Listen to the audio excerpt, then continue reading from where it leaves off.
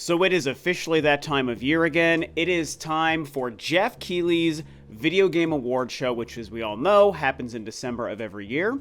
And earlier this week, we officially got the list of nominees, and it is, as I tweeted, it is becoming one of my least favorite times of year, because every year we see these nominees announced. When it comes to Game of the Year, people lose their minds, and they get upset, and they get really defensive, and I feel like the general vibe around the console war fanboy scenario right now is almost more toxic than I've ever seen. Something about this year, it's just been really bad. And so seeing reactions to the nominees has certainly been a sight to behold, and I'm not really a fan of it, and a lot of people, in my opinion, are making fools of themselves.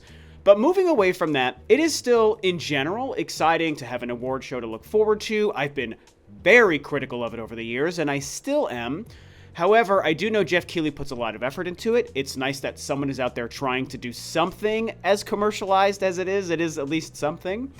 And it's fun to look at the nominees and discuss them, which is what I want to do today, because to a lot of our surprise, there are actually 2 Nintendo games nominated for Game of the Year. So we all know this year is insanely stacked for good video games, and the list of Game of the Year nominees shows that. Alan Wake 2, Spider-Man 2, Baldur's Gate 3, Resident Evil 4 Remake. Those are the 4 non-Nintendo games nominated. But the 2 Nintendo games nominated, as we know, the expected one was The Legend of Zelda Tears of the Kingdom.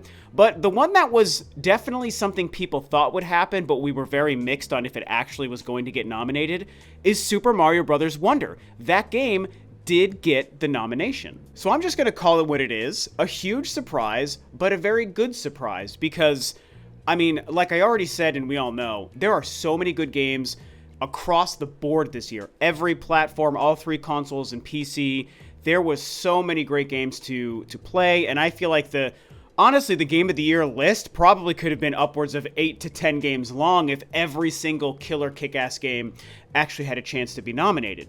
Now, there are games that I wish were nominated that weren't. I am one of those people who is a big fan of Starfield, so I would have been very happy to see that game nominated.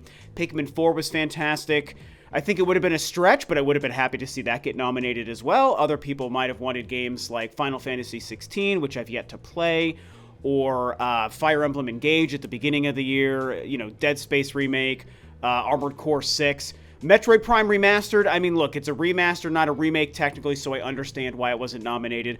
I feel like if it was a remake, it would have been, given the reviews and reception, but it is what it is. I see Resident Evil 4 Remake nominated, which I loved.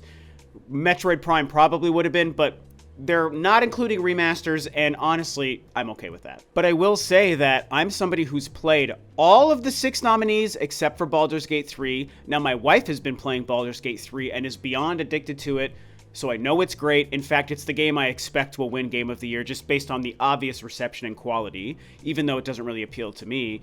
But all the other games I've played and beaten except for Alan Wake 2, which I'm playing alongside of my wife when we have time to play together. And I'm about halfway through that, given my joint playtime with her, where she watches and I play, and we enjoy a scary, spooky game with a good story together. It's something we like to do with certain games. So the game is phenomenal, though. It's so good, so I support its nomination implicitly, even though I'm only halfway through it. I can see why it got so many nominations this year.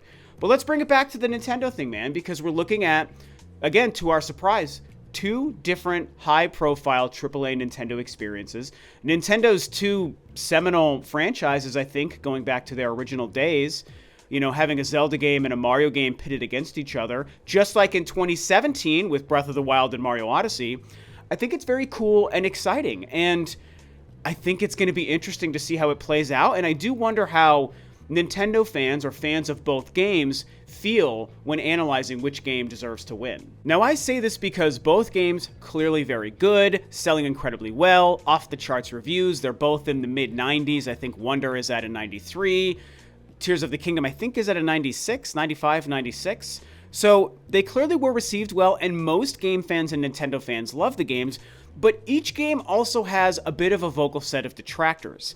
Some Mario Wonder fans feel like it wasn't robust enough, or that it was still too much of a repeat of the new Super Mario Bros. Genre or formula, which I definitely don't agree with. I think the game is just fantastic. Other than levels being too short, I think the game is just wonderful, no pun intended. Tears of the Kingdom, I mean, I just released an hour and 20-minute podcast discussion with Andre's Restart from his channel, where we discussed Tears of the Kingdom, and the fact that even though I love the game and it is my personal pick for Game of the Year, there are a lot of people that have some issues with that game, as we all know. Not happy with the story, feeling like repeating the Hyrule map really hindered the game. They felt like it was DLC. Stuff that I, for the most part, don't agree with, but it is an existing conversation and an existing group of people that are a little bit less high on Tears of the Kingdom. And so talking about which game is going to be the winner, I think is a bit of a moot point and is an interesting part of this conversation because, like I said, I feel like the most safe choice to win is Baldur's Gate 2. I think the dark horse winner is Alan Wake 2. I don't even think the dark horse winner is one of these two Nintendo games. Obviously, I'd love it. Any one of the 5 games here that I've played, Spider-Man 2 included, winning is fine with me simply because I enjoyed them all, and all I care about usually with a game winning, even though I may have a preference, is it a game I otherwise enjoyed, and can I see why it won? And of the 5 games I've played, all of them but Baldur's Gate, they're each good enough that I could say, okay, I see why it won, and it's a game I enjoyed. I wouldn't be upset. Could be Spider-Man, could be Resident Evil, could be Mario Wonder, whatever. They're all great.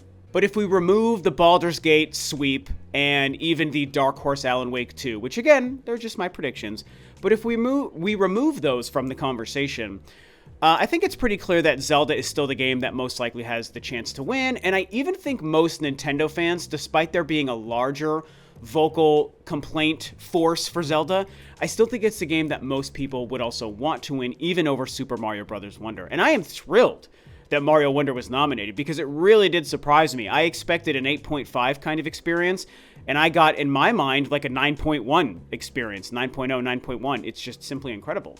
But Zelda, man, look, it's a special game. It's a continuation to one of the greatest and best reviewing games of all time, Breath of the Wild. And yes, as has been discussed, including on my channel, Breath of the Wild made more of an impact and was the innovator and the progenitor of a new kind of Zelda. But at the end of the day, I still see Tears of the Kingdom as being the game that otherwise evolved and perfected a formula introduced with Breath of the Wild. And adding the sky and the depths and the Ultra Hand, all of that stuff was so monumental, in my personal opinion, and again, the sales and the reviews also show this, that it would be silly to write Zelda off completely from this conversation. So it's fun to look at this kind of Nintendo showdown between these two games, and again, a Zelda and a Mario game. In 2017, Breath of the Wild won Game of the Year over Mario Odyssey and all of the other games nominated. It should have won. It was an incredible achievement. And again, we don't really expect Zelda probably to win over Baldur's Gate, even though I think it's the only other game that could technically challenge it. I will remind you that I see Alan Wake winning as more of a dark horse than a game that deserves it more necessarily than Zelda or Baldur's Gate. So seeing Nintendo pit these two games against each other is very exciting, and the fact that they even have two games nominated really shows, I think, the growth of the Game Awards too, because as critical as I've always been, it's had this issue. And look, I'm not like a blinded Nintendo fanboy. I am a Nintendo fan. They're my favorite company, and my channel is focused on it. But I have to admit that in the earlier years, there was a little bit of an, I don't know if I would say a Nintendo bias, like an anti-Nintendo bias, but it does seem like Nintendo wasn't getting taken seriously at that time compared to how they are now. Now, of course, I think that part of that is because in the Wii U era, which is when the Game Awards started, people just didn't have a favorable outlook on Nintendo and their games and the console, and I think that's a shame. You know, the console didn't sell well, but let's not pretend like it didn't have an incredible library of games. And, to be fair, I can think of at least 2 Wii U titles that were nominated for Game of the Year. Bayonetta 2 was nominated one year, and Mario Maker, the first Mario Maker, was also nominated. So it did get some respect and limelight. So props to those early years for recognizing at least that at the time. But I do think it's part of the reason that in the earlier years, Nintendo wasn't as much of a factor or taken as seriously. Nowadays, that's changed, as evidenced by 2023 with so many other incredible games. Again, games that weren't nominated, like Fire Emblem or Star Wars Jedi Survivor, one of my favorites, Starfield, Armored Core 6, like I mentioned, you know, games like Lies of P and Lords of the Fallen, Final Fantasy 16. I mean, they just keep coming to my brain. There's so many great games. But, you know, The show and those involved with voting and selecting the nominees recognized that at least 2 Nintendo titles were worthy of this nomination. I mean, the biggest surprise to me is the fact that even Metroid Dread was Nintendo's nominee in 2021. That is incredible to me, and I give so much props to them for recognizing it as being worthy. I'm not even mad it didn't win, because I understand why, even though to me the game is like a 9.9 out of 10, and it's easily the best game that year for me. I'm just seeing that level of growth, and it speaks both to Nintendo's increased quality and their relevance in the industry and success, and the Game Awards and Jeff Keighley realizing that they're just as viable as a player as anyone else, and so I like to see these 2 games nominated. Ultimately, which game is going to win? We don't know. You've heard me say, I think Baldur's Gate is going to win. I think Zelda is the best game to challenge Baldur's Gate, but I think Alan Wake 2 is the dark horse winner. Those are just my random predictions and thoughts as just a video game fan and a Nintendo fan.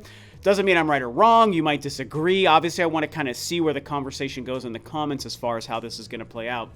But yeah, Zelda versus Mario, man. Good for Nintendo getting these 2 games nominated at this show that even though we all say we don't care about, people still care about it enough to talk about it and get upset when things don't happen this way or that way. So just want to point that out. Hell, even I'm here making a video about it, despite the fact that I've always been critical about the show, and I think there are huge problems when it comes to Jeff Keighley's award show, but it is what it is. What do you think is the better game between Zelda and Mario? Which do you think has a better chance to win Game of the Year? And which game of the 6 do you think will actually win?